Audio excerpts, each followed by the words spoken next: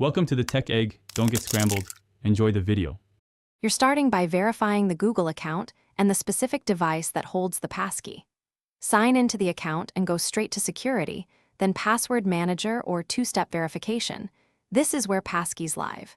Make sure you have a backup authentication method available like your phone or a security key, because once you remove a passkey, you may need an alternate sign-in immediately. Once confirmed, proceed to the Saved Passkeys list to pick the one you want removed. Now you'll locate the exact passkey entry inside Password Manager or the Passkeys section of your Google account. Scan the list for device name, creation date, or last used details to ensure you pick the correct one. Tap or click the entry, then choose Remove or Delete. Google will prompt you to confirm and may ask for device authentication.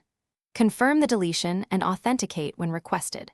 Once removed, that passkey can no longer unlock the account from that device. Finish by signing out and attempting to sign in to confirm the passkey is gone. This proves the removal took effect. If you still need passwordless access, add a new passkey or confirm phone and backup sign-in methods are enabled.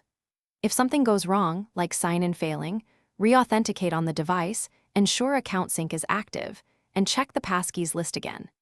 If you face persistent errors, use your recovery email or security key to regain access before reconfiguring passkeys. Thanks for watching. Consider subscribing if I helped unscramble your problems.